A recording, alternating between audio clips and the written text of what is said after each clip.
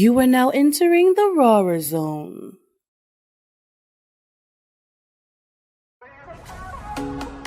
USO 82.3 FM, where the independent artists are now streaming on all smart TVs. Just add the Live 365 channel and search PUSO. PUSO 82.3 FM, where the independent artists are the stars. You're now listening to the Evening Rush Network. You keep throwing, pain. It's a remix.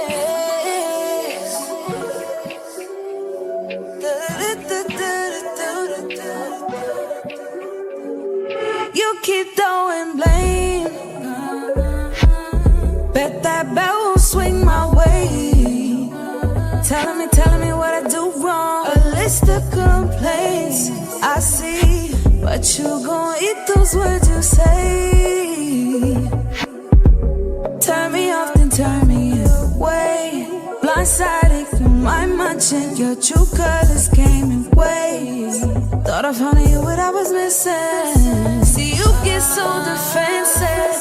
No, you never listen. Your mind's in the distance, triggers got me reminiscing. You steady with the mind game, but ain't gon' put that on me. I see you steady with the mind games, but ain't gon' put that on me. I've been trying to take the ride, take time, but you got pain that you should see. And I see you steady with the mind games, but you ain't gon' put that on me. That dumb shit on me. Love, let's even the score, you must have lost one. Pitching that you playing for two, I'm really on one. Let's keep it short for the long run. Don't get me started before it's all done. It's up when that call come to me as a woman, I'ma break your shit. If you claim me, better say that shit. Nigga, look, with all I took, you better take that shit. I'm dead ass and that's the crazy shit.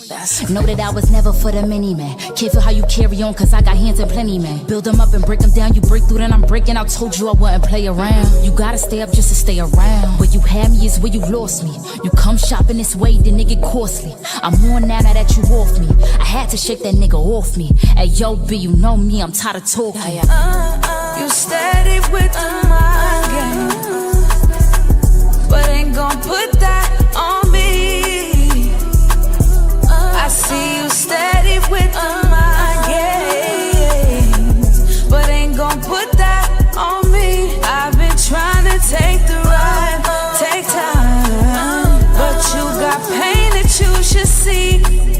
And I see you steady with the mind games, but you ain't gon' put that on me. On me. Yeah. I see you steady with the mind games. Got me looking at you sideways, like don't know what's wrong or what's the right way. I just give you the right away, like always.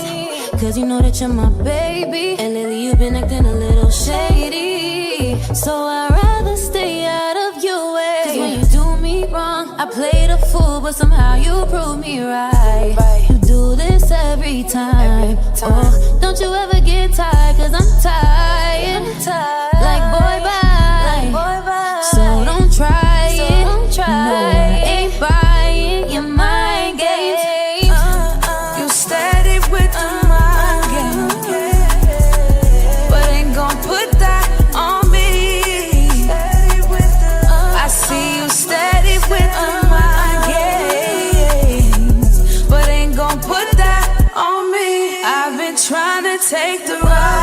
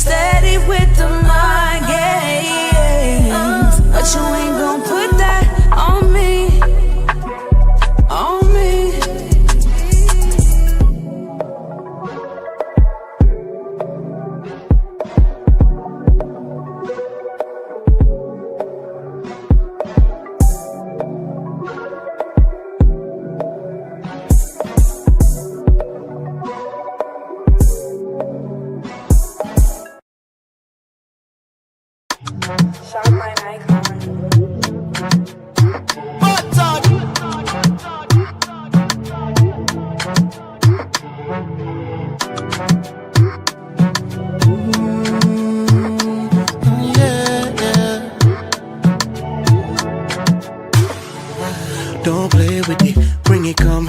Why you so shy, baby? You already won. Wanna put you in my favorite position. Baby, take time with it, it's a marathon. I know. You never have a man wait so. No matter how close I go, I'm feeling like I can't let go.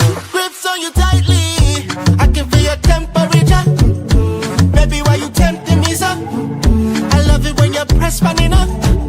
I love it when I can feel your temperature. Baby, why you tempting me so?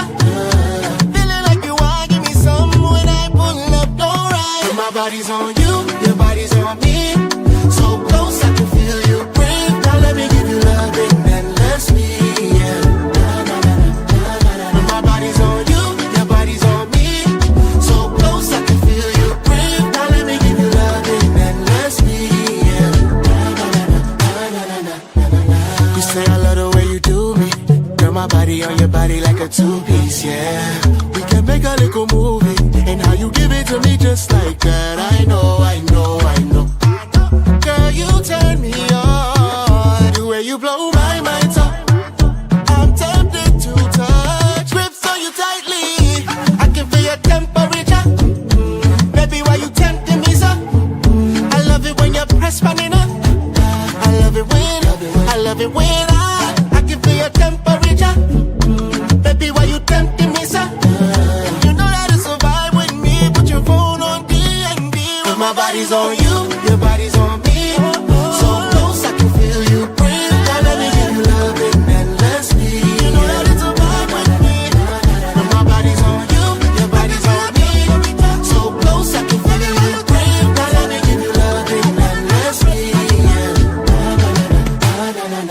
Na.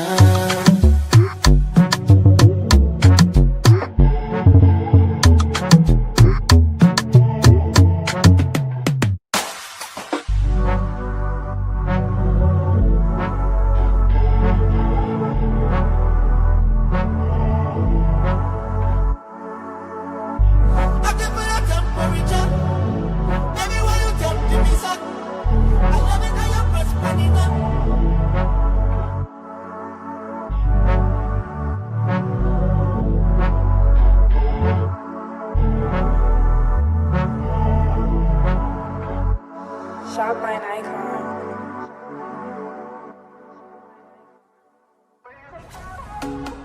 PUSO 82.3 FM, we're the independent artisan. Now streaming on all smart TVs. Decide the Live 365 channel and search PUSO. PUSO 82.3 FM, where the independent artists are the stars. You're now listening to the Evening Rush Network.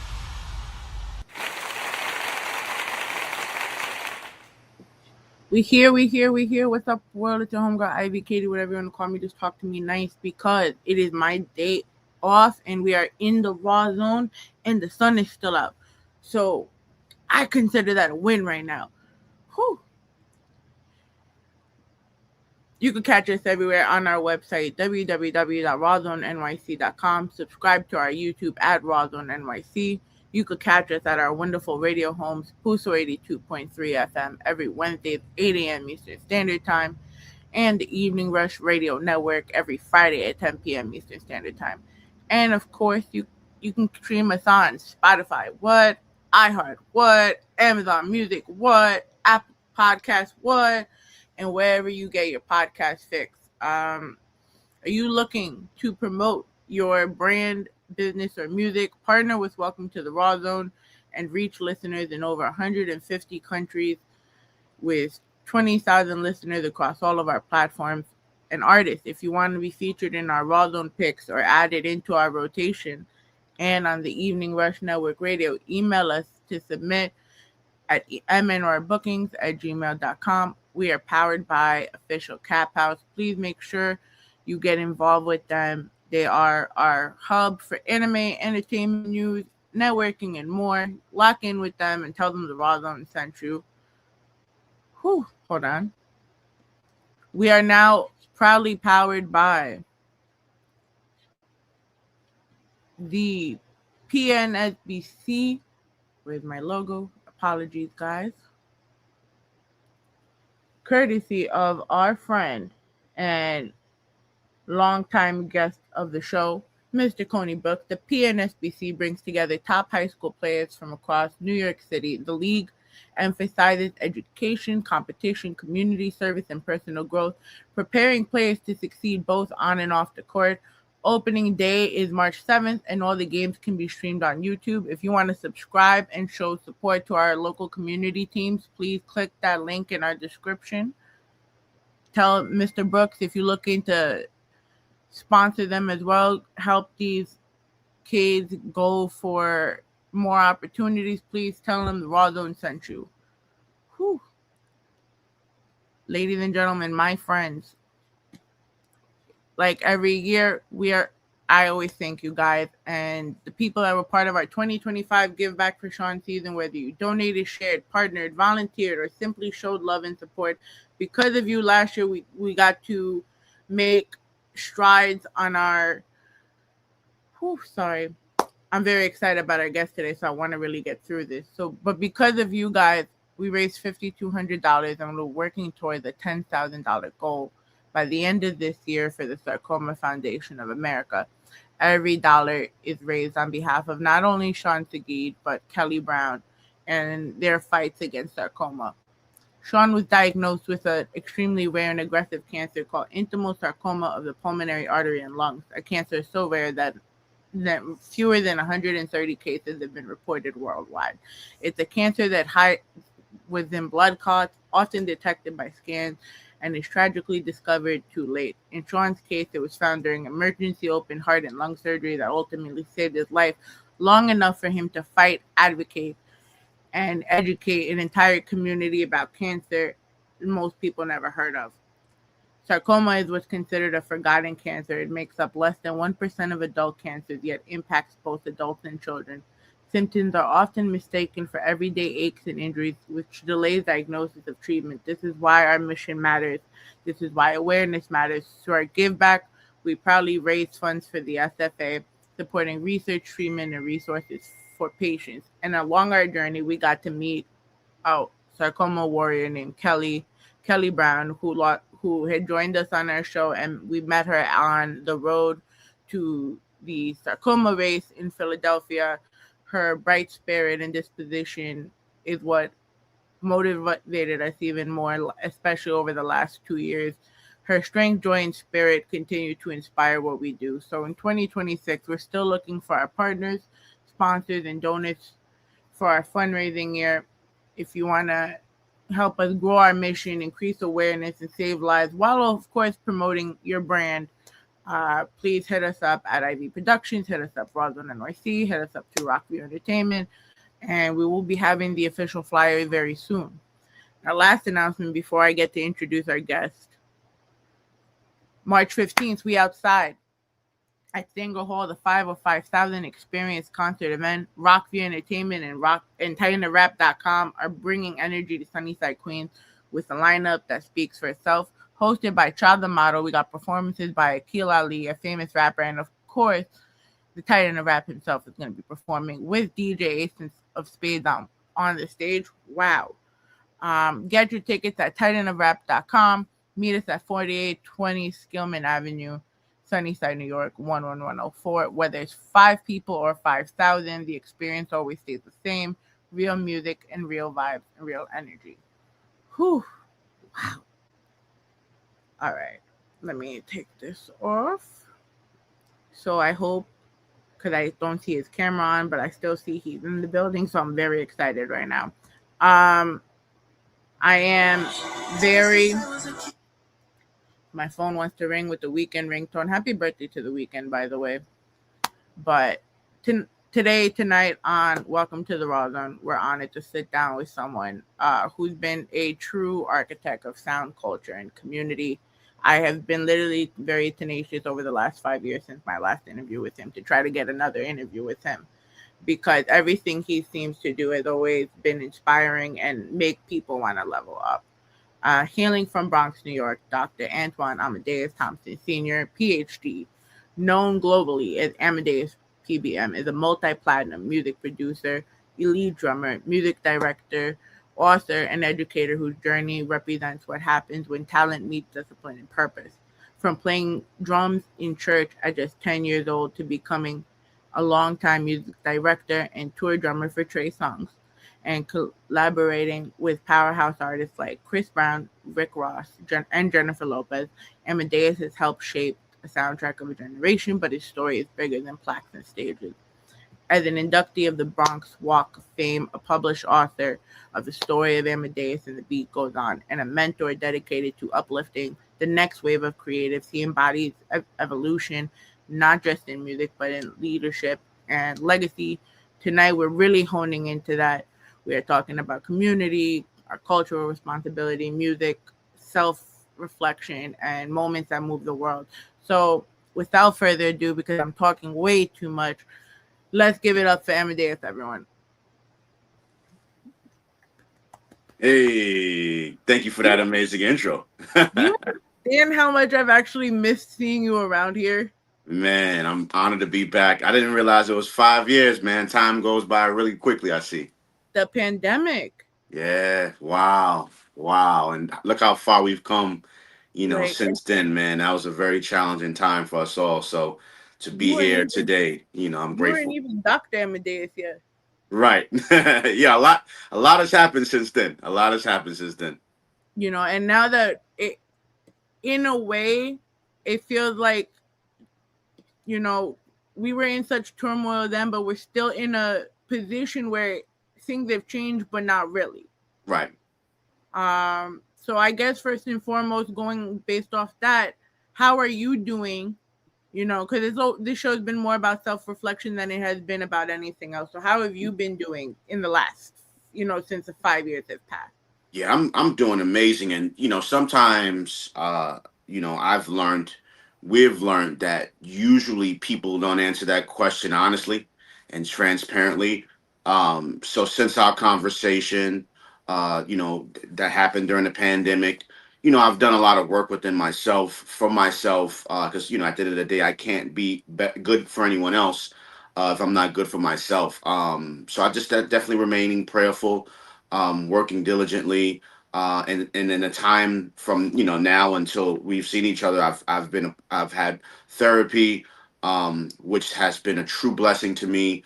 So I feel like I'm a whole new person, you know what I mean, since the last time I've seen you. So if you haven't seen me in a few years, this is for those that are tuned in, if you haven't seen me and spoken to me in the last few years, allow me to reintroduce myself. You know what I'm saying? Like, I'm definitely not the same person that I was before. And even as challenging as the pandemic was, I'm grateful for it. It taught me a lot. It taught me a lot about myself, taught me a lot about others. It taught me a lot about the world.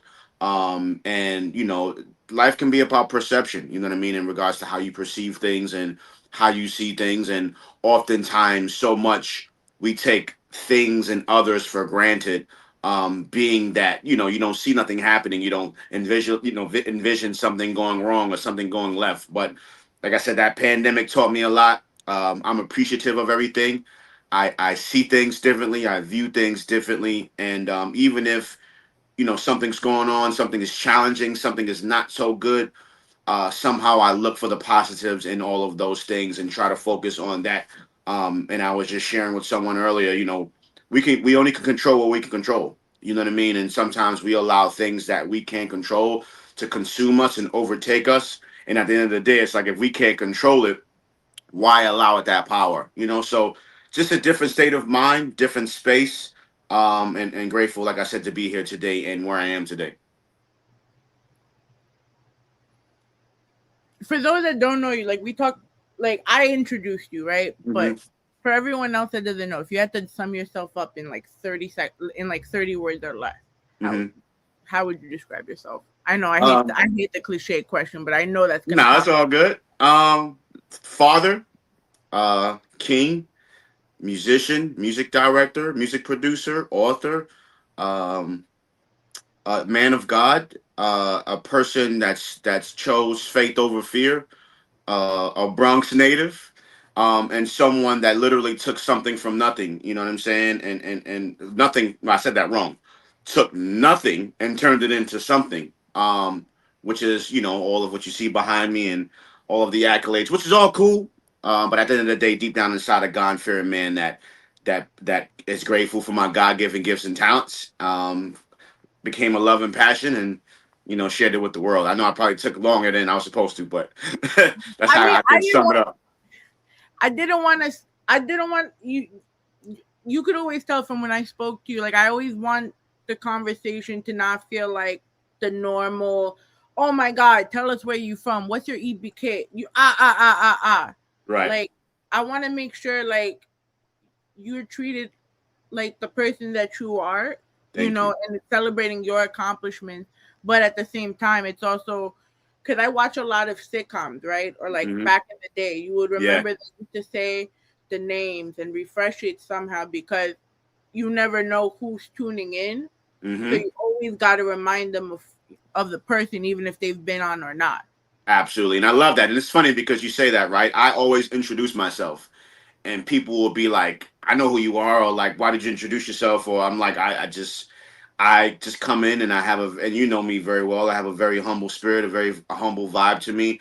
And just because I am who I am, humbly speaking, that doesn't mean that everyone knows me. Not everybody knows who Amadeus is. Not everybody, believe it or not, knows who Jay-Z is. Not everybody knows who Beyonce is. And those are arguably two of the biggest artists in the world. Not everybody knows Trey Songz and Chris Brown, believe it or not, right? Because it could just not be their world or their realm. So I always take it upon myself to share who I am, to introduce myself, because you just never know. So I love that. So is that this year's Super Bowl jacket? This is last year's, and I was like, I always do things with intention, and I'm like, I know I'm at the crib, but like I want to put something fly on for the show. You know what I mean? I know Super Bowl just passed. I know All Star just passed, and I was like, yo, this jacket is kind of hard. Let me just throw this on.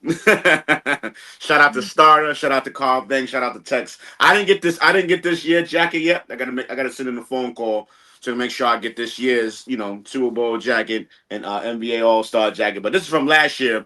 And I don't know if you can see, but is it this side or this side? Hold on. I think it's that side right here. That's really fire. Yeah, that's a signature from Cooper DeJean. I'm a New York Giants fan, but the last year, the Philadelphia Eagles won the Super Bowl. And I went to a Yankees game over the summer, and I had this jacket on, and it just so happened that Cooper DeJean, who is a defensive player on the Philadelphia Eagles, he was there at the game as well. We were all on the field for batting practice.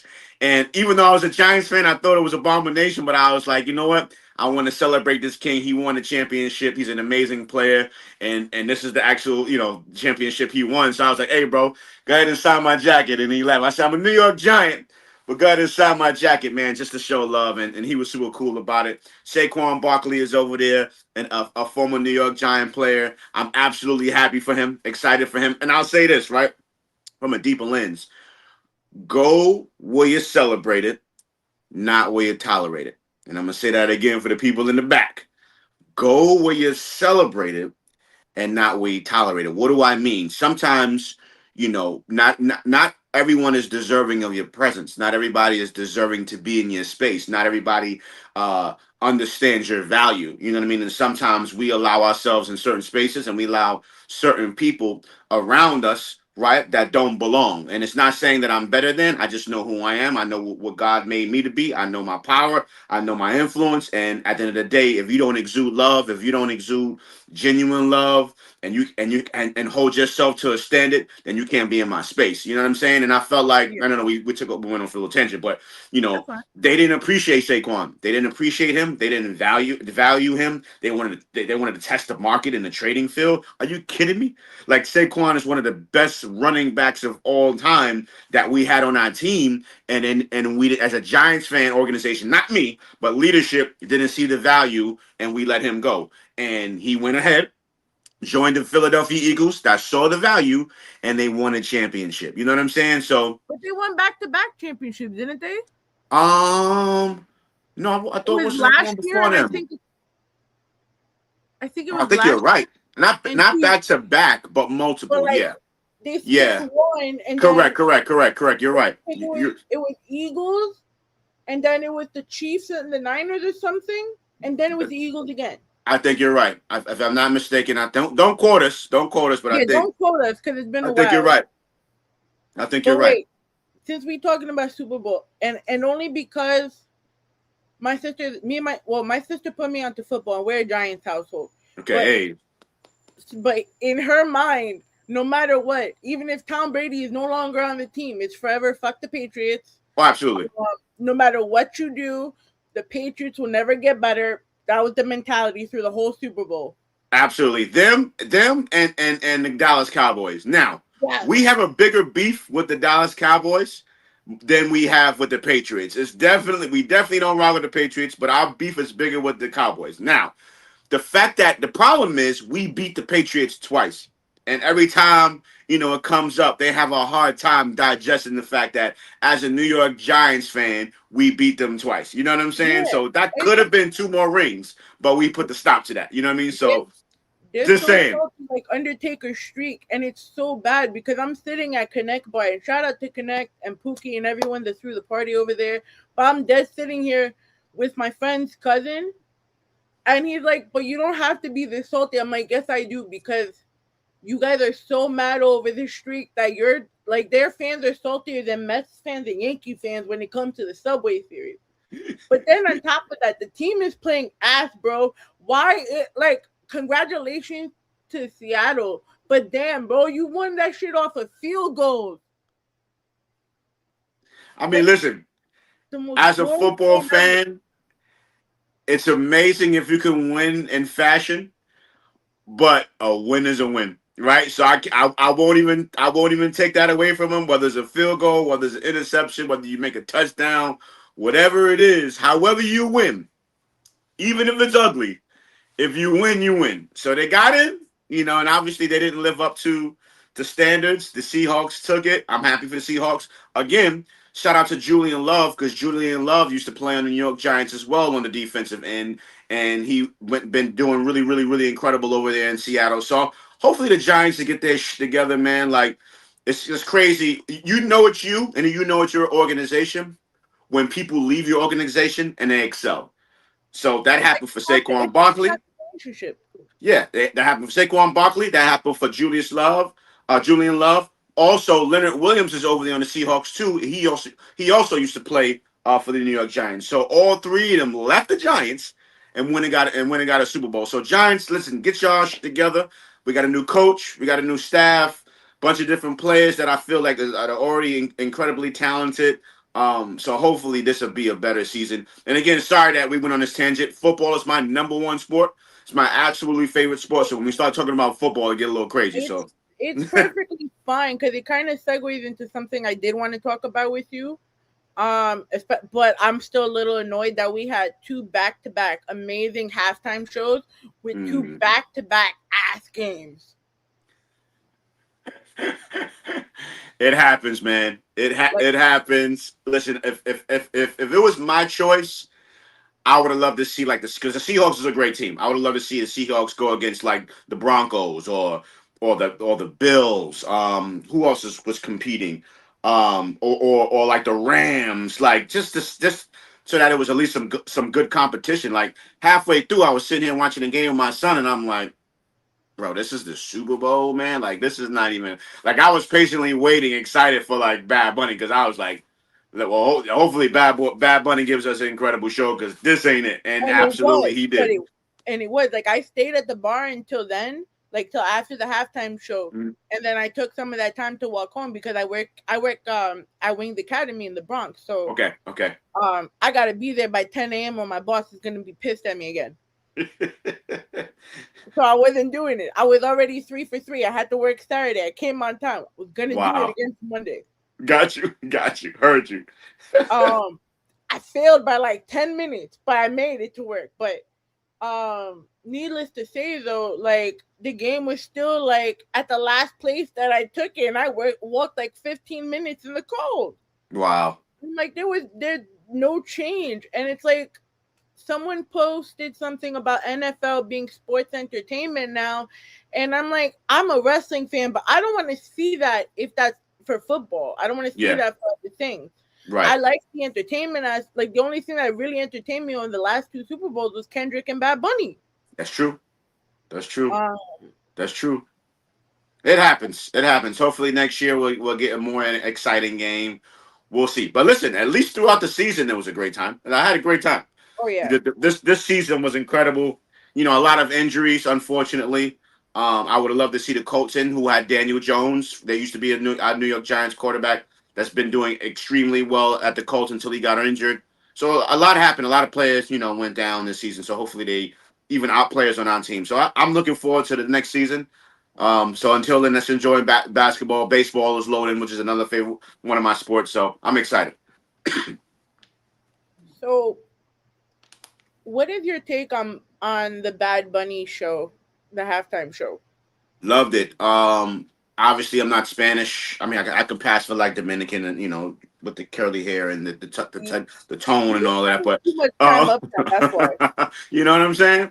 But so I don't know exactly what he's saying, but music is vibe, music is energy. You know what I'm saying? Music is a feeling. So based off of the songs, I knew the majority of the songs, at least the melody and how they sounded, or have heard them before.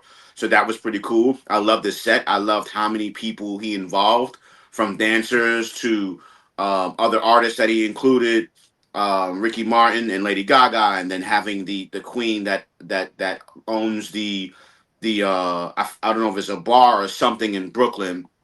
You know what I'm saying? And he had incorporated her. I just love that, like empowering people, employing people, allowing himself to share the stage with so many other talented people. I thought was dope. And obviously, the message after the show, there were people online that broke down what it was, what things stood for, the points that he was trying to make. And I thought it was incredible, man. I thought it was incredible. I thought he made it about the people and about the world, instead of making it about him, you know, because obviously that's his moment.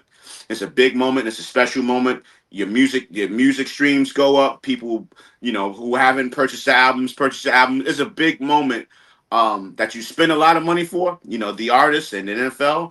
But then obviously you get that back on the back end with more fans that you develop. So I feel like it was definitely a great turnout for him. Mission accomplished. And I add this in there too. You know, I know Chris Brown, my shout out to my bro Chris, mentioned, the Super Bowl needing him and everything. And listen, we all deserve to be able to express ourselves, say how we feel, whether people will feel is right, whether people will feel is wrong. You know, at the end of the day, it's all opinions. You know what I'm saying? So shout out to Breezy. I also would love to see Breezy perform at the Super Bowl game halftime show. I'm sure there's so many people that will want that. And shout out to my brother, who's one of the greatest artists and performers and entertainers of all time. But that was absolutely Bad Bunny's moment. Oh And yeah. it was a huge moment in history, a huge moment in the Latin culture, a huge moment of love and togetherness in a world that's so, that has so much division in it. And it was different. It was very different. It was very unique. Again, most times artists make it about them and about them showcasing how dope they are, their abilities, their great songs. But I feel like he found the dope way to incorporate his songs, his music, his culture, a purpose, a plan, a message. And it was so much bigger than music, man. So shout out to Bad Bunny. Both Bad Bunny and Kendrick had distinct meanings about what's going on in the world around us. Mm-hmm. And I really feel like, because I was about to, like, I was gonna, because we usually have these segments where we literally go pinpoint, but Chris Brown had the record breaking tour. Yeah. You know, he beat Bad Bunny's by a fraction, literally. Because, and then mind you, he toured all over the world. Bad Bunny just did Puerto Rico, which is and crazy. got the same amount. Yeah. Almost near same amount. So I kind of feel like his was uncalled for. Like his comment was a little uncalled for, but at the same time, it also sheds light to, are we not seeing the bigger picture within these messages? Yes, I agree. I think, and again, Chris is a great person. He's my brother. I've had nothing but great experiences with him, working with him, touring with him, performing with him, like an incredible person. You know what I'm saying? And people always try to instead of shining a light on Chris, always try to speak of negativity when it comes to him. And I'll be the first one to say, man, he's an amazing person, fun to be around, a character, a great personality, hilarious, so much energy, so much dope vibes and spirits. And again, that Instagram world, the social media world, man, it can be a gift and a curse, man. And like some things that you may feel or think might not necessarily be what you should say and share with the And masses, translate. because sometimes people can take things in a different way, and he knowing him, he's just a competitor. You know what I'm saying? He loves that stage. He shuts the stage down every time he touches it. And from a competitive nature, you're like, man, just give me that joint one time. And I know that was the vibe, and I know that was the energy and the intent. But timing is everything. Timing is Oh yeah. everything. And when you say things and how you say things is very important, because people, either way, even if you put it in a nice way, at the end of the day, we live in a world where people are pick everything apart. And even when you saying something positive, something nice, or find something within to be like, oh, that he being negative right there, or he trying to be But spicy even right there. So I believe it was the NFL commissioner that made a statement before the actual game, the actual halftime show, saying like, pretty much along the lines like, we took a real shot on Bad Bunny, he better live up to it. So that's why it just makes me wonder. It's like, do people not realize the bigger picture outside of it? But where, like, the NFL commissioner and all of that, they let Snoop Dogg wear blue mhm. at the crib and represent that. Things people weren't supposed to do on the halftime show is being done. So why are we just going against the Bad Bunny, the Kendrick Lamar? It's like, Right. music is supposed to heal. Yeah. Why are Yeah. we I mean, downplaying? again, I understand what he was saying. I think he's absolutely right. When Bad Bunny was first announced, I was excited for him. I thought it was an amazing opportunity. But for me, I felt the same way he did. I was like, man, does he have the catalog? Does he have those type of songs that can reach the masses, and the Spanish? So it's like the majority of the world is not gonna know or understand what he's saying, because at the end of the day, when we keep it 1,000, you look at the NFL games and that NFL world. Yes, there's minorities a part of it that plays it, but when you think about it, man, it's white people love the sport.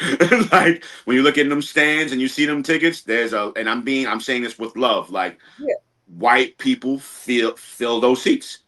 So when you're thinking about it from that lens, you're like, ah. The only, and respectfully, because I actually had this conversation on this, I did an interview for this last year when Kendrick. I think, and out of respect, Kendrick is an incredible artist. To me, the only reason why he was chosen for that moment was because of the Drake, the beef Of he had with course. Drake. Of course. You know what I'm saying? Because at the end of the day, whether you were black, white, Hispanic, African, Jamaican, whatever you was, you knew about the Drake and the Kendrick beef. You didn't have to be into the music. You didn't have to love it. It didn't have to be a type of genre, but you knew. You know what I mean? So the world knew, right? So that was an opportunity for him to use that situation, because we all know the records that he the diss records towards Drake, but then introduce us into who you really are as an artist, who you really are as a creative. The fact that you've been speaking on principles and writing incredible songs with meaning for years, and just not really being paid attention to because it's not mainstream radio. You know what I'm saying? So that was a moment, man. But I understand where the commission was coming for. Where he was coming from. Thank God Bad Bunny saw the bigger picture and saw the moment and took advantage of the moment that was originally about his music and songs, and just made it about the world and sort of bigger picture. I love that. And if I hope everyone takes that message out of that. If not, that is your opinion.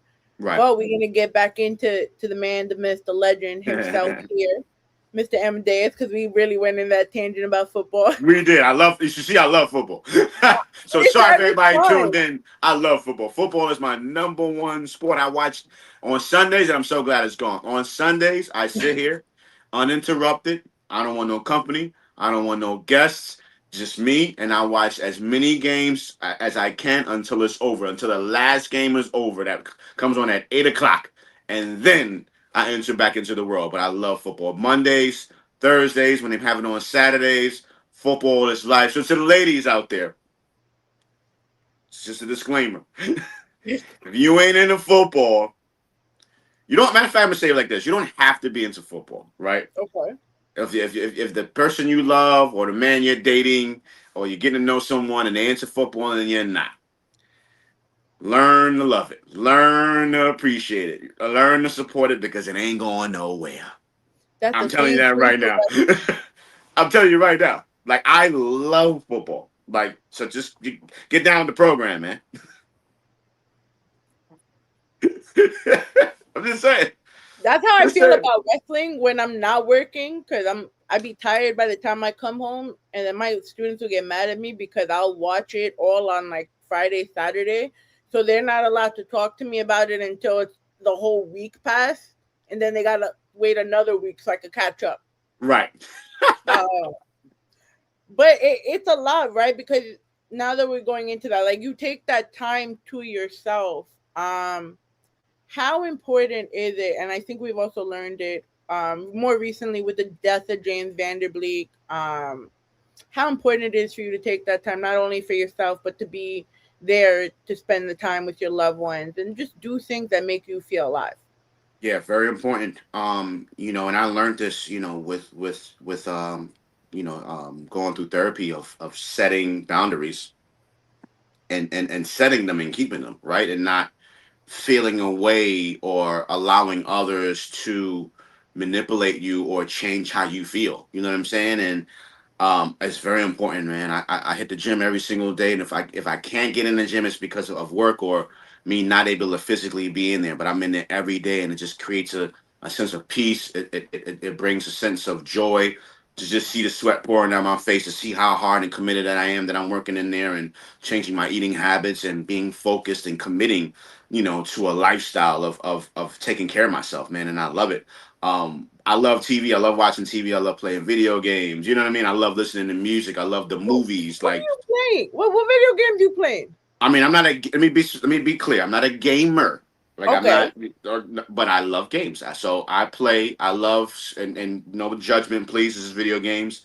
I love all the shooting games. I love Call of Duty. I just finished playing Battlefield 6. Not the co-op mode. I like the campaigns.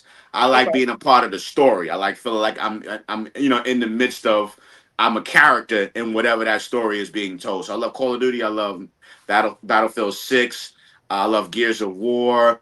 Those are the most recent games I've been playing. There's an airplane game that I absolutely love. I do a lot of traveling Yeah. and flying and touring. So there's an airplane game where you can fly the airplane. You can choose the different aircrafts that you want to choose. That's like my calming game. At the end of the night, if I just want to fly through the clouds, and I know it's weird, but I love it. What else? I love Madden, of course. I love 2K. But my go-to are definitely Call of Duty. Definitely Call of Duty, and I just tapped into Battlefield 6. That was amazing. Like to the point where like I'm gonna play it again. And I usually don't really play it again, or like I wait years later to play it again. But I just ended it like a week ago, and I'm gonna play it again like now. That's how good it was. But again, so to answer your question, I do make sure that I take time to just do me, man. To just do me, and there's a lot on my plate from producing and creating, touring, traveling, residencies, speaking to the kids. So I give of myself a lot, and when you're a person that give of yourself, you show love, you give love, you educate, you inspire, you exude a lot of energy. So you got to get that back, and sometimes it's poured back into me from different people that love on me. Sometimes it's poured back into me from just me having time for myself, me going to the gym, me going to the movies, I do a lot of solo dates, man. You know what I'm saying? Like, you know, because you gotta know how to love you. You gotta be able to love you so that when you do have the opportunity to share yourself with someone, there's no second guessing of how you feel about you and how you love you, so that when someone is loving you properly and loving you how you want to be loved, because you absolutely love yourself and know what you're deserving of. And I had to, for me, I had to learn that and it was hard. Hmm. Like, because me, for a long time, my mind was always about the work and not about anything else. And then when Hmm. I got sick and I was going through everything I go through, I'm like, damn, okay, maybe they all had a point. Mm. But I've I've seen, especially when you talked about men's mental health and where like you even see like your positive, like more, you were not like you weren't already positive, Mm-hmm. but like you see like a whole change within the last couple of years within you. Mm-hmm. Mm-hmm. Um, like you're doing more speaking engagements. Mm-hmm. Because I remember when I met you, you were talking at the Power is Industry event that had Dragon, and Yes. Wow. That's where we met. yes, I was. Wow. That's how long ago it was. If Vina Love was there, I was recording S Rock because he was performing, and then Yes. I had the Wow. footage of you two dabbing each other up. Wow. Legendary, man. That's past 5 years, right? Because 5 years when we did the interview Yeah, during the pandemic, and and then that it was took me prior like to. another 3 years to get the interview. But it just patience is key. One and two, being persistent and consistent is everything. Right. Everything happens in due time. Everything happens in the right time. Not our time, but God's time is what I truly feel like. It wasn't meant to be. You know what I'm saying? You can want it to be. I can want it to be. But if it's not meant to be, it won't. And it'll happen in God's time. And here we are, round two. You know what I'm saying? Yeah. Now, hopefully, round three, I could do a photo shoot with you. I ain't mad at that. I need some new photos. Let's go. I got you. We'll definitely talk about that. Okay. But how has your upbringing? Because you were in the church. Hmm.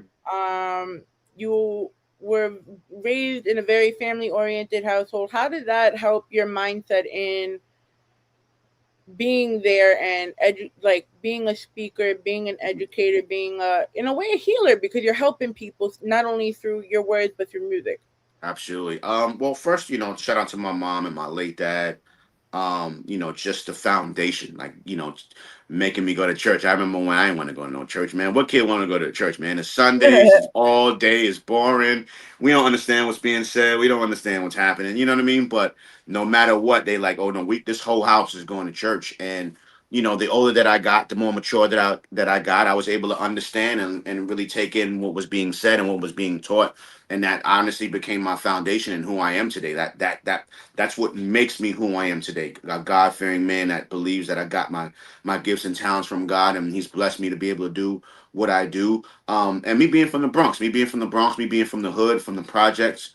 That made me me, that made me tough, that made me resilient, that made me not give up, that made me fearless. To go after each and every single dreams that I have and become that person. So when it comes to me going and speaking to these kids in the schools that are from where I'm from, whether it's the Bronx or any of the five boroughs or even around the world. Every place in the world has a hood.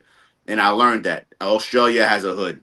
Japan has a hood. London has a hood. You know what I mean? Me traveling into these places and into these spaces, you learn everywhere has a hood. Everywhere has a place where it's challenged and people struggle to eat and people struggle to feed themselves and people don't have the best of environments.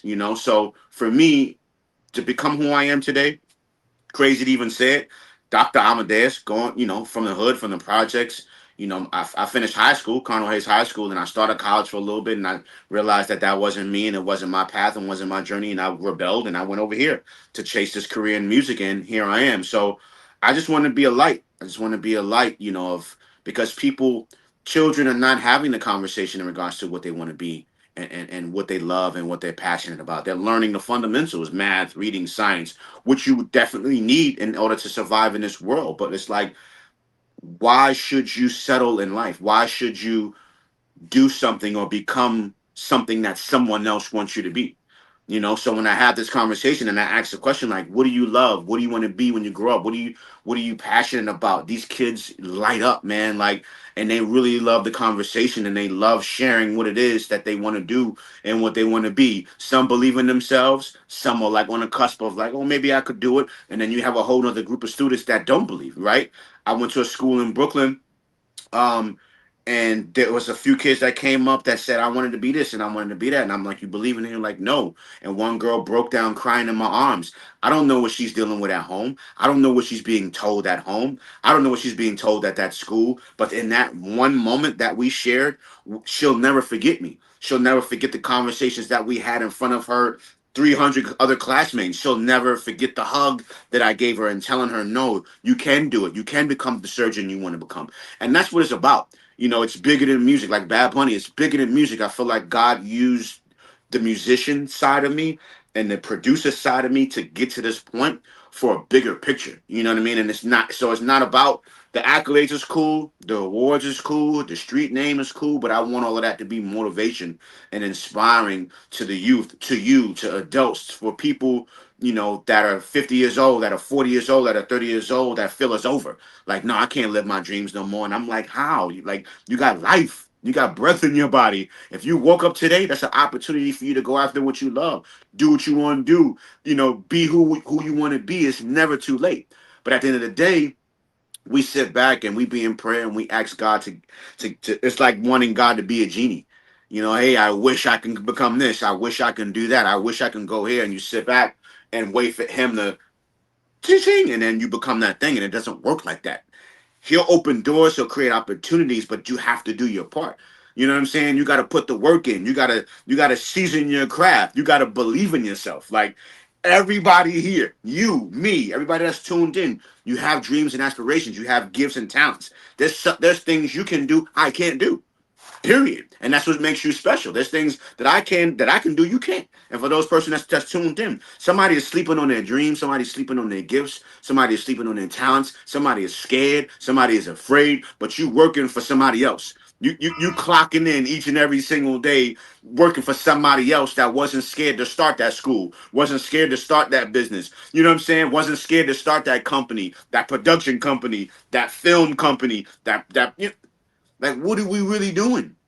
You know what I'm saying? And then you look you 50 years old, you 60 years old, and you look back on your life and you're like, damn, all this time I let go, I settled in life. I allow fear to stop me from becoming this person. I allow fear to stop me from living my dreams. Now I'm 60, 70 years old. I didn't work for somebody else all my life. I ain't got no bread. I ain't got no retirement plan. I ain't got this. Now what? Don't let it be you. I refuse, excuse me, to allow that to be me. Nah, I don't want to. I don't want to go to college. I don't want to go to this school. I don't want to do what you want me to do. I want to do what's in my heart, and that's the greatest decision I ever make. Is it hard? Absolutely. Is there times where I feel I want to quit? Absolutely. There's times when I look around in this room and look at all these walls. Yo, and I'm saying this just with honesty and transparency, especially during the pandemic. We spoke about this. Yo, this Yeah. don't mean nothing. I can't take this plaque off the wall and get that to my son to eat. I can't take this plaque off the wall and say, hey, take this to your college and we're gonna pay tuition with that. Like this, no, this cool, this nice is a blessing. All these awards, that's cool. But it's like, what is your purpose?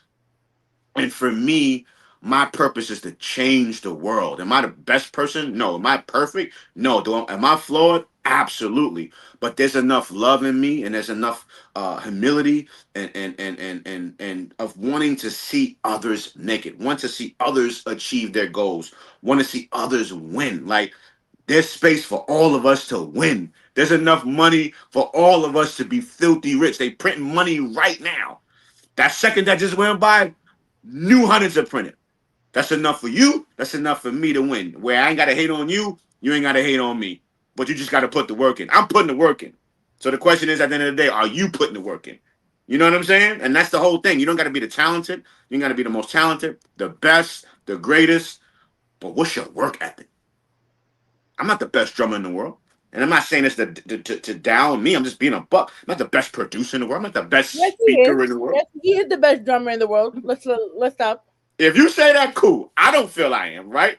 And that's cool. But it's like I never sought out for that. It was just me doing what I love and me having fun and it turning into a business and turning into how I can take care of myself. And I didn't know all of that can come from it. I didn't, right? So, but one thing that people can say is like, yo, he work. He gonna put that work in. Like Amadeus, he gonna work, and that's the thing where you can be more talented than me, you could be more gifted if you feel that's the case, but will you outwork me? And I think that's the thing that people struggle with and can't see me with. You're not gonna work. You're not gonna outwork me. So I watch mind you, like I said, I followed your career over the last few years. I still have to buy the book, and we're gonna get into that too. But you mentioned something on an interview about Yeah, he's so cute. Little Thank Amadeus is so you. cute. But you mentioned in one of your interviews about your parents, making you well rounded and putting you in after school programs. How do because especially right now, there's so many different things going on in our city. Mhm, Some of these programs, that are catering to the lesser the Right, under sweet. yes, they're trying to take away the funding. How important is it for us to shed more light on these programs that help not only keep the kids off the street but teach them leadership and tools that they need to get going? Because the DOE, let's really talk about it. They're not even teaching math and English right now. I don't know Mm, what the hell they're teaching. My kids can't even like do 2 plus 2 sometimes. wow. Wow. Wow. And it's a sad truth. And you're right, where when I think about after school programs and, the community center, shout out to Claremont Neighborhood Community Center. That's the community center where I grew up at that still exists to this day. That's right there, dead smack on 169th and Washington and Avenue in the Bronx in the hood. That's right there. And with open doors to receive all of those young kings and young queens that, you know, have places to go. They all, they have places to go, but like you said, it keeps them occupied. It keeps them off the streets. They can play basketball. They can learn dance. They can do their homework. And then having an after school program. No, programs like that are important. I remember just thinking about growing up and what I've seen and what I've endured. These places save our lives, man. You know what I'm saying? I imagine. I'm just imagining if I didn't have that, if I didn't have those places, if I didn't have that outlet, if I didn't have those safe havens where that kept us off the street and kept our minds occupied and gave us something to do after school or on the weekends or in the summer. You know what I'm saying? What would I be? You know what I'm saying? Like, would Amadeus be here today? Would I be the musician that I am today, or would I have kind of fell short to what the neighborhood had? A drug dealer or in the gang or something else. You know what I mean? A lot of the homies ain't here no more. Like a lot of them, lost their lives. A lot of them, went behind bars. You know what I'm saying? So, after school programs, neighborhood centers, all of those programs are so important to the community and so important to the lives of those children. And I just happen to be one of them. So, on that note, guys, you got to go support your local community centers, please. Absolutely. Remember our sponsor, the PSNBC, the Phipps Neighborhood Spring Basketball Clinic. Please support them. Their first game day is March 7th at So the P&J Beacon. So please support your local community center. Please come support the PSNBC. Sorry, I had to do the shameless plug. absolutely. No, nothing wrong with that. I love my boys. We did a photo shoot last week for their media day. And they Nice. got so hyped, but it's so hilarious sometimes when I bring my work, like this life, Uh-huh. into work life. Like my boss just texted me here in the 2+2 is 4 comment, and I'm like, it's true, but um, when you get to bring what you do and what you love and get to help others with it, it's just such a rewarding factor. And a lot of Yeah. people like downplay all of these centers, and I'm glad you get to give back and you help these kids in the same way that you and me were helped, because we lived in the era of no social media. Right. We didn't have technology helping us. Whatever we had to do, oh, you want to be a photographer? I had Hmm. people tell me no, I can't do it, and then Absolutely. I'm here in the club shooting and coming home 7 in the morning, and I'm gonna make sure, and here I am 15 years later with a podcast. But that's just Right. life. Yeah. you Love know that for you. Thank you. And I get to sit here with you, which is something I don't think 10-year-old me would have thought of ever doing. Wow. That's a blessing. uh I appreciate you. so you went from, because I we took I it's gonna be longer than an hour. I'm so sorry, hon. You went from growing up in the Bronx. You had many people giving you the misconceptions because you were so well rounded, that you're doing all of this, and now you end up getting an opportunity where you're working with DMX and doing working on the production for Prayers to the Game. Tell me literally about that experience and how that shaped who you are now. Right. You talking about the Cradle to the Grave movie and soundtrack? Gotcha. Yeah, that was actually my first placement as a music producer. Shout out to Foxy Brown. Shout out to DMX. Rest in peace, DMX. DMX was working on the soundtrack for that movie, Cradle to the Grave. I had went to play beats for Foxy Brown at Chung King Studio in New York. I'll never forget it. Shout out to Anton Marchand, her brother. Shout out to my cousin Joe Thompson that made that happen. And played her some beats that night. Left her the beat CD, and she's like, "Yo, let me borrow that. Let me rock with that overnight to see what I can come up with." And left that CD with her. Next day, I got a phone call from her team saying that she recorded 2 songs that night. And Cradle to the Grave, My Life, was actually one of the songs that she created, which was actually the title song to the movie and soundtrack. And then she created another song called Get Off Me because she was actually beefing with Eve, that was signed to Rough Riders at that time. So she made a diss record. And those are my first 2 songs, official songs as a music producer. I remember, me going to the movies to see it and hearing the song that I created in my living room in the movie. And I remember Funk Master Flex, shout out to Funk Master Flex, dropping bombs all over that, Get Off Me record of Foxy Brown, dissing Eve. I've worked so hard and put so many years and blood, sweat, and tears into my craft, to finally have a moment.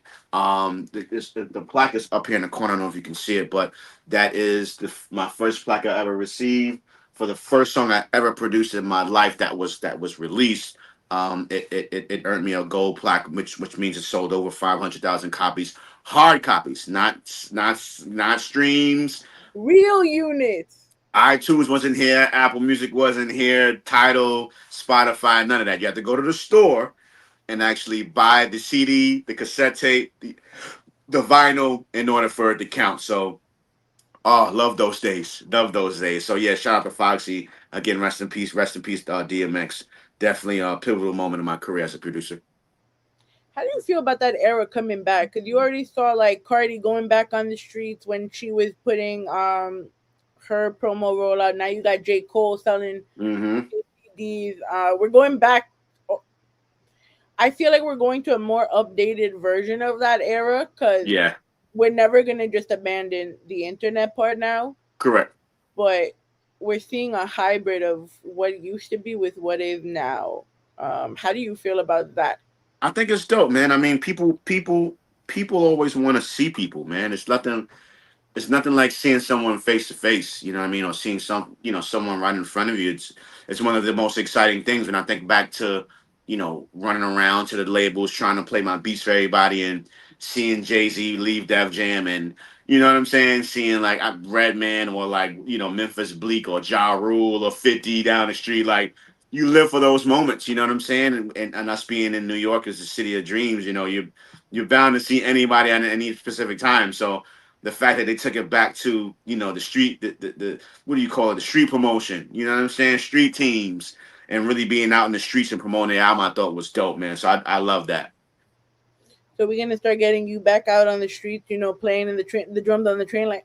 Nah, I never did that. I always thought it was cool. I never did that. I mean, I was a baby, man. So my mom wasn't letting me go play outside in front of the building. So she definitely ain't letting me go, set up a drum set in the subway. You kidding me? But I don't know. Maybe we could make that happen on some bucket list type ish. You know what I'm saying? Where I just go to 42nd Street one day and just rock out for like an hour or two. Don't post it, don't say nothing, just pull up and just to have the experience. You know what I'm saying? You never know. I mean, Bad Bunny stirred up a whole concert when he did it with Jimmy Fallon. Word. You never know. You're gonna bring like, watch. You just start playing the drum. Trey song pop out of nowhere. You never know. Never know. Hey, never know. But, speaking of Trey, right? You have had the honor, and I'm pretty sure this was also when we did the first interview. But you became the music director for Trey songs. Mm-hmm. What are some responsibilities that you hold that people don't see on the day to day? In regards to being a music director, like my role is pretty much to take the vision, if there's a vision of Trey's and bringing it to life in show form, right? So I'm responsible for choosing the musicians and who happen to be my brothers that I grew up with and played alongside church all my life. Shout out to Butters, shout out to Ricky String, shout out to Nate Jones on bass. My brother, shout out to Brian as well, and Daquan and Carlton. That they make up Chris Morgan, Eli, just thinking of everybody that just I played alongside Pauls with the Trey Songz experience. Shout out to Trey and DJ AWOL. But yeah, it's just taking the vision of the artist and just creating the best show that you can create, right? And I'm actually playing drums at the same time.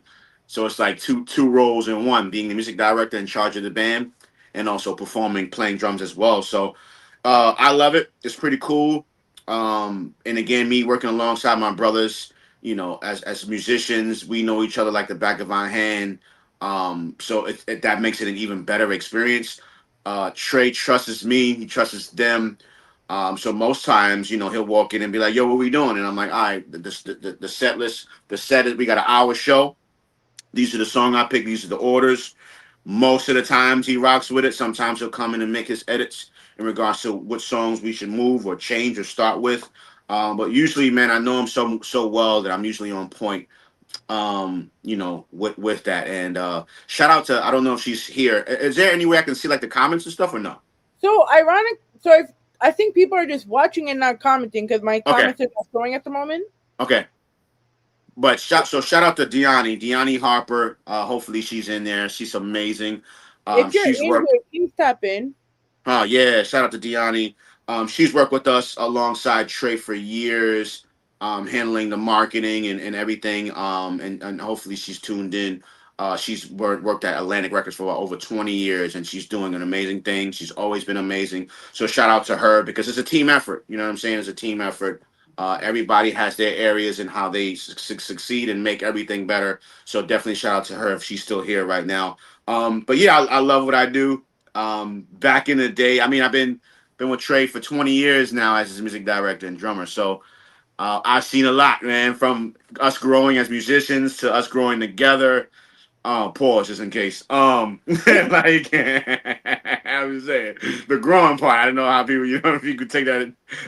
I mean, I understand. Trust me. You feel me? You gotta be careful out here. So, but just I remember the first shows we did, which were like in clubs.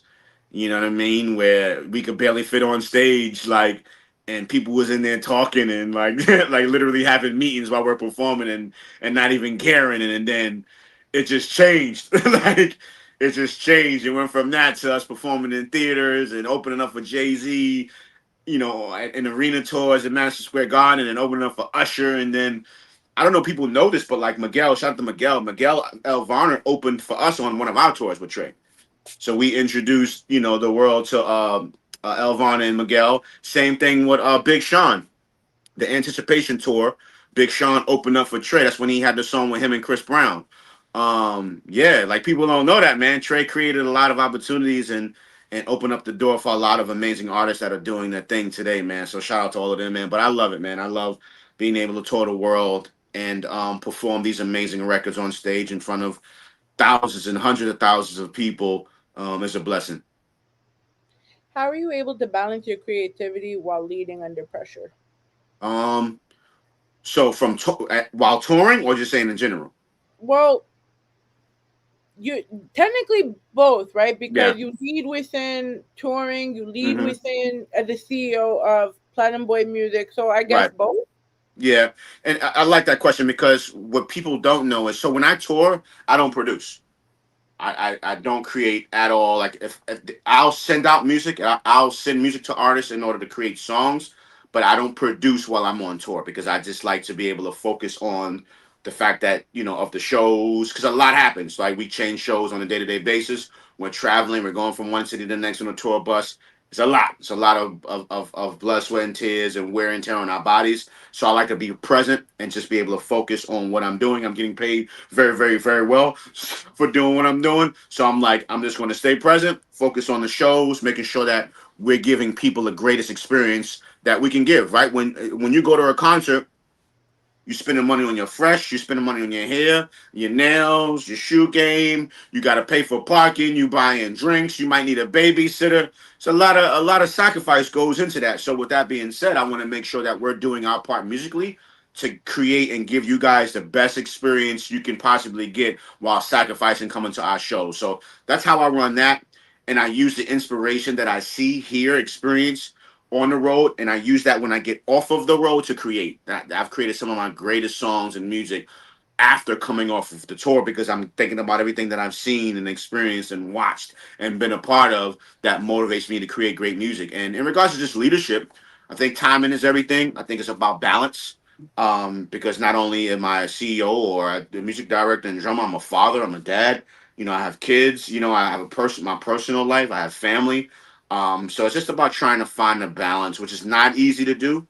But it's about also having the support of those that love you, that understand what it is for you to be Antoine and what it is for you to be, Amadeus. And one thing I can say that my kids, man, they get it, they understand. They're so amazing. They're so supportive. I miss a lot of things. I have missed a lot of things. I miss Christmases. I miss birthdays. I miss Thanksgivings. I miss Easters. I miss New Year's. This year that just passed, we instead of being with my family, we performed New Year's Eve in Ethiopia with Trey. So you miss out on things, But at the end of the day, it's for good cause. It's for a great reason. Because my role obviously is to provide and to take care of and to protect my babies, man. So if I ain't out there getting to the bacon, you know what I mean, and how do I feed them? So I used to feel guilty about it, but knowing that I have their genuine love and support, I feel good about it. That I can go do what I need to do so that I can take care of them. Which is most important to me. So I feel like New York and the music scene has been going through a renaissance because we went from boom bap to drill to trap to drill trap to boom bap drill trap to everything. So now we're kind of like leaning back towards the more boom bap type of, at least in my opinion. I could be wrong, but Mhm. how do you currently feel about how New York or just the music industry has been shaping nowadays? But what separates now their longevity from the hype when working Right. with like the artists? I mean, here's what I understand, and I get it. Right, music, it changes. The sound, the vibe, uh, the lyrics, the age gap. So it's about understanding that, right? And I compare it to this. Like back when I was young, the people that I was growing up listening to, that Wu Tang and like Nas and KRS One and Black Sheep and Gangstar, like, you know what I'm saying? And my parents was listening to Michael Jackson and Grandmaster Flash and Furious Five and you know um, Stevie Wonder. Like, so they looked at the music that I listened to and called it trash. It was like, that's not real music. That's not real hip hop. That's not real. This is real music. So fast forward, now I'm 45 years old, and I got a 20-year-old son, 13-year-old daughter. What they're listening to is completely different. Not all the way, because my son kind of taps into the now to the vintage, and he rocks out with everything, right? But my princess, like she listening to what she's listening to, and it's like I'm not gonna come to them and be like, yo, that's trash, or like, they ain't my. I always compare it to a cup of tea. You might like lemon ginger. I might like chamomile, right? Who am I to tell you, lemon gingers ain't the right tea for you? Who are you to tell me that chamomile ain't the right tea for me? If that's what you like, sip on what you like. If I like chamomile, I'm gonna sip on chamomile. That's what I like. It's the same thing with music, right? In life, we get a choice. Now, it might be music that's out right now, drill or whatever the youngins that's doing, that might not be my cup of tea, but I'm not going to knock it. I'm not going to call it trash. I'm not going to say it's not real music. I'm not going to say it's not real hip hop. Because to me, music is expression, and there's no right or wrong way to do it. I've done me for years. Like I don't care what everybody else is doing. I don't care what the sounds are. I do it. I create what I want, and I create what I feel.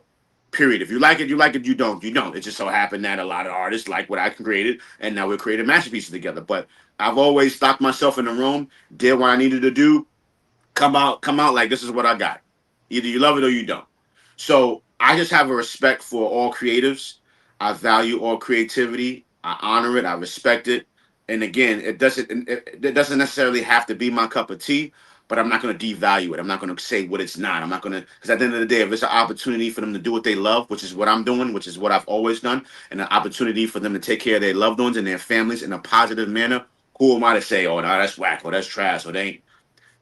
You have your tea, I have mine. drink it how you like yours. I'm gonna drink it how I like mine, and everybody's good. And that's kind of like how I visualize it. So my man's here got a book out. Let's show off the book. You heard? The story Yeah, of Amadeus and the Beat Goes On. When I that's right. saw one of the first news clips that went out and you did an interview and it was with CBS. Okay. I Yes. I saw it at 2:00 in the morning. I was kind of late after working. I was like, yes, finally, this is like amazing. What made you actually pull the trigger on the book? I've always wanted to do it. Didn't know how. Didn't know how to execute it. And then once the pandemic hit and we all had to be home, it was no excuse and no reason why I couldn't get it done because I had nothing but time. And I linked up with two amazing authors and leaders and creatives, Lynn Hobson and Trina Stackhouse, who are all the co-authors in this book. And they've done it before a bunch of times. They've done it successfully, and I teamed up with them, and the rest was history. And the rest was history. I'm very proud of it. It's the actual story. For those that don't have it, you can get your copy today. Your signed copy. I sign every single book. The book comes directly from me. I go to the post office. I mail it out. I put the everything. I wanted to come from me. I want you to feel this love. You know what I'm saying? Hopefully it'll get to a point where I'm selling them millions and millions and millions, and then a company has to do it and roll it out. But until then, this signed copy comes from me directly to you. I'm grateful. And it's the story. It's the story of how I became who I am today, as a musician, being born and raised in the Bronx. The struggles, the details, his pictures on each and every single page, documenting, how I became that person. You know what I'm saying? Me as a little kid, you know what I mean? Like, and for me, I'll say this, just being honest and transparent. I like to see things. I go to the movies. You ever want to educate me on anything, show me. So I said to myself, for me who is not a reader like that, like how can I get someone like me to pick up this book? And it was simple. It was like straight to the point. The book is only 26 pages. um, it has pictures on each and every single page. So it shows you everything you need to see, and it just gets right to the point. You know what I'm saying? So even if you're not a reader, man, it's simple. It's straight to the point. You'll love it. Get your signed copy today. You can get it on my website, iamkingamadeus.com. Once again, it's iamkingamadeus.com to get your signed copy of the book. Holler at me, order it, and I got you covered, man. But I love it. I'm so proud of it. So let me show you something in this book, right? Where there's a drum set in here, which is the first drum set that I got when I was a little kid. And that's me on the drums. It's my Smurf drum set. And my mom and dad bought this drum set. And a colleague of mine, shout out to my brother that works at Sennheiser, he surprised me with the actual original drum set, the same drum set that I had when I was a little kid. Somehow he found it online, a gentleman that collects vintage items and vintage things, and he remembers seeing the book, and he went and ordered this drum set for me and shipped it to my house. I remember opening up, I didn't know what it was. It was this big box that came to the house, and I opened it up last year on Thanksgiving Day, and I opened it up and saw that it was the Smurf drum set that I had when I was a baby. And when I say I broke down in tears from gratefulness, just happiness, and like just seeing that actual drum set that my parents bought me, and me being who I am today and becoming, that musician and that producer that I dreamt of being, and looking at that drum set, like that's literally stood in front of me, one of the greatest moments of my life, man. And I'm so grateful to him for, finding that and sending and gifting me that drum set.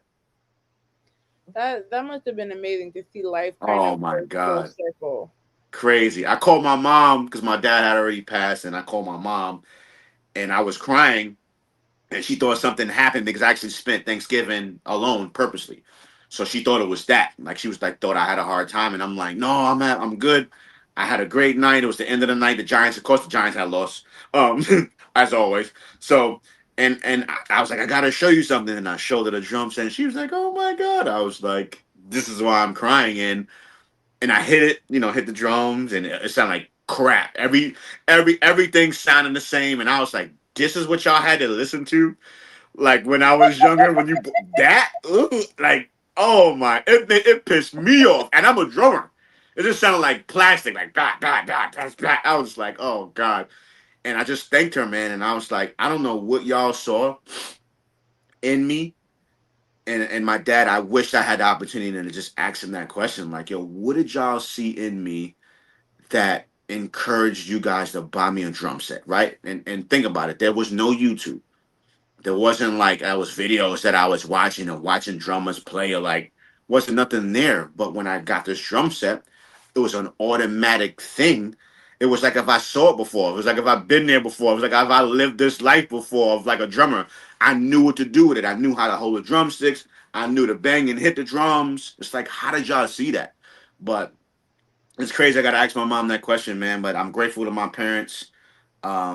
Just thinking back as a kid, like looking at the cover, I'm just like looking at the cover myself and seeing myself on my father's radio, which I wasn't supposed to be touching, with his headphones on, touching knobs, and who would ever knew, that I would become Amadeus. And that's the thing, God knew, and somehow, some way, I was able to know too. You know what I mean? And here we are today. And now, on top of all that, not only did you get to put out a book and give back and give a younger generation a sense of hope, that they can achieve their dreams, you also became Dr. Amadeus. Crazy. And you got the Bronx Walk of Fame. Yeah. Um, Crazy. how did those three? Because I feel like that's like a big three for you to show you that life kind of came full circle. Yeah. What was your? How do I put this? Where were you on a mental frame after all of this? And then what does that mean? I guess to someone that's looking to do what you do. Right. I mean, yeah, when I found out, I couldn't believe it. Like I had got an email for both two different situations. Like what the doctor, me earning my honorary doctorate in music and entrepreneurship, and also earning the lifetime achievement award from former President Joe Biden. That was together, and then me getting the street sign was a whole separate thing, man. And it's just none of what I'm doing today, or even just in life, was for any of those purposes.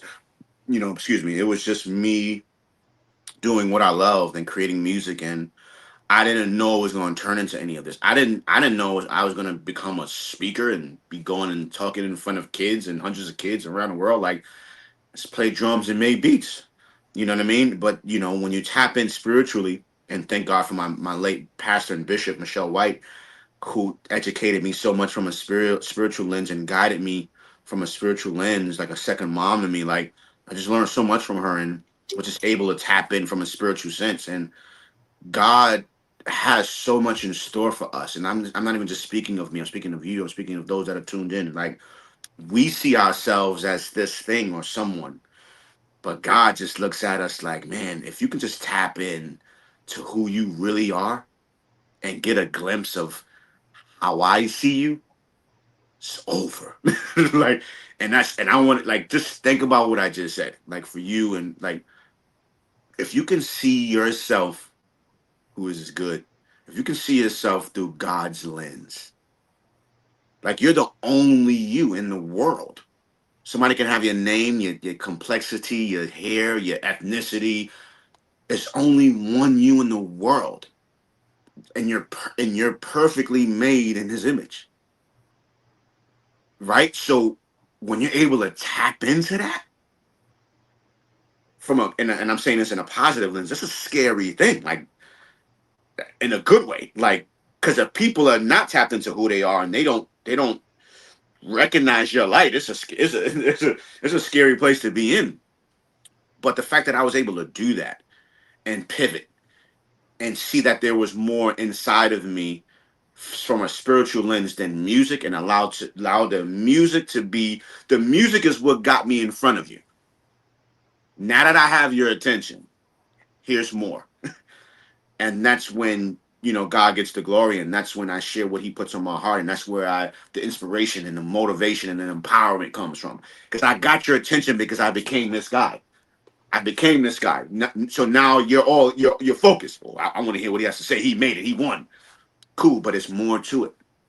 So doctor and driving down Grand Concourse, right down the street from Yankee Stadium, right down the street from my high school, Cardinal Hayes, right down the street, a few blocks from where I went to, middle school, Christ the King School, Christ the King. Like, my name,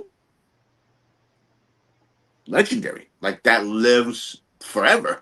Like, a lot come and go. A lot. I can't take that. I can't take any of this with me when I leave this earth. Somebody gonna take it, probably my son. You know what I'm saying? But the street side, that's up there forever. As long as there's a world and the Bronx exists, that's gonna be up there. So for every kid, male, female, for every adult, that second guess themselves, I want them to be able to see that and be like, yo, if this dude could make it from where he's from, with all of the adversity and the challenges that he had to face and overcome, if he can do it, I can do it too. Whatever my story is, whatever my journey is, whatever God has for me, if he can do it, I can do it too. Oh my God. Amen. Let church, the amen go right there. My love, there's so much we can talk about, but we gotta come back and do a part 3. Part 3 gonna come. Hopefully we're gonna do it way sooner though. We're gonna do it way soon. We're gonna let them marinate on this because there's so much information in this one. So we're gonna let this live. We're not waiting 5 years. No. Let's wait. Let's wait like a few months. Let's let this marinate for them. Let's let them take this in. Maybe we could come back like spring, summer, and do another joint. You know what I'm saying? It was just hilarious though, right? Because I was like, okay, I didn't know that I still had your number. Wow. Like, I didn't know it was still the same. So yeah, it don't change. It don't change. I might change it though. I gotta think about it. No, not yet. I just realized I still have the correct number. So wait. So I'm here texting you on Instagram because we'll talk here and there. I'm like, okay, but that works too, though. That works. Listen, all form of communication works. So yeah, either way, we got it done.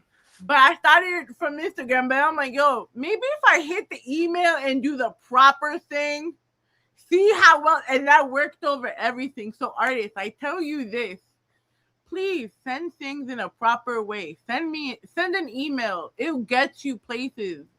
Like, but I like DMs. Because sometimes, the emails can be overwhelmed. So I say reach out how you can. Give it time. If you don't hear back, then try again. But be patient with it. Because sometimes we can just not see it. You have sometimes that it comes to and people just ignore it. I'm not that person. I will respond to each and every single thing because DMs is where opportunity lies. It's not just a place where people try to highlight people. Like, I've gained a lot of opportunities. I've gotten a lot of opportunities and a lot of open doors when people reaching out via DM. So I accept it all, man. But I'm glad you were persistent and we was able to make this happen. I'm thank you for the pivot. I know we're supposed to be on tomorrow, but we made it happen for today. Appreciate you.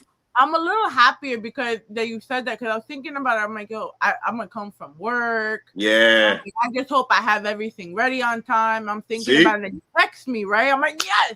Yo. But I was thinking that message because about the texting DM because as platforms, all we get is the yo. Yeah. I don't mind the DM, but come like the fact that if you come correctly, things do happen. Yeah, I agree. So that's the message at least I want to leave. I agree. I want to thank you so much for dealing with my tenacious self for the last 5 years. I love it, man. I love it. I love the vibes. Once you family with me, you family. I don't change. Excuse me. I don't switch up. I don't act as if I'm better than anybody. Like this is. You'll be able to get me now. You'll be able to get me later. You'll be able to get me years from now. I ain't the guy that switch up or start feeling himself. And I don't do that. Now, if we rocked out before, we'll always rock out. And I'm big on that. So thank you for having me. I appreciate you. Hopefully everybody that tuned in or will see this now. I've seen this now or we'll see this later. This will be an inspiring, show for them to watch. And this was a good one. I enjoyed myself.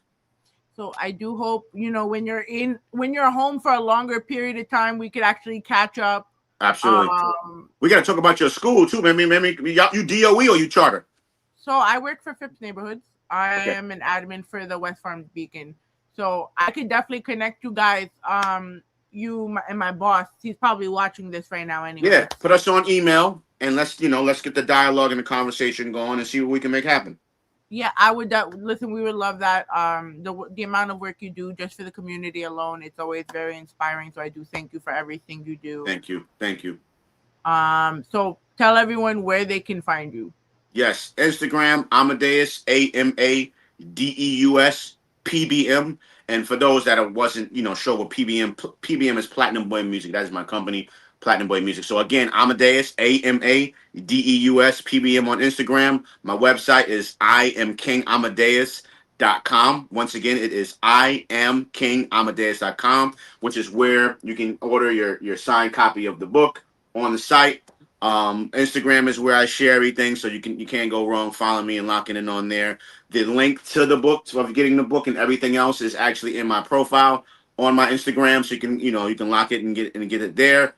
And we here, man. Thank you so much again. I appreciate you for having me. Thank you for everybody that's locked in, that's tuned in. And like I said, we're definitely gonna come back, maybe spring or summer, and do a part 3. Guys, thank you so much for being here. This was Welcome to the Raw Zone. Early enough that I can go and get some food at Subway's probably. You could catch us everywhere. Yeah, he did. Wait, let me put you back here. Food! Woo! The other day was hilarious. I went from working because they made me work a Valentine party, and I'm like, I'm going to Subway. Forget the food at the bar. Word. Be like that. It's my stomach though. But catch us everywhere at www.rawzonenyc.com, Pulse 82.3 FM, Wednesdays 8 a.m. Eastern Standard Time, Fridays 10 p.m. on the Evening Rush Radio Network. We are powered by the Phipps Neighborhood Spring Basketball Classic and official Cap House. March 15th, we are at Single Hall with Titan of Rap. And of course, and details about the Give Back for Sean will be in hopefully very soon. From myself and the man, the myth, the legend, Bronx's own Platinum Boy Amadeus, I leave y'all with these parting words. I've got one more thing to say, and it'll only take me a second. I've got 2 words that I want you all to remember. They're very important. And if I leave you with anything, I'm going to leave you with these 2 words. And those 2 words are, I'm Batman. And we're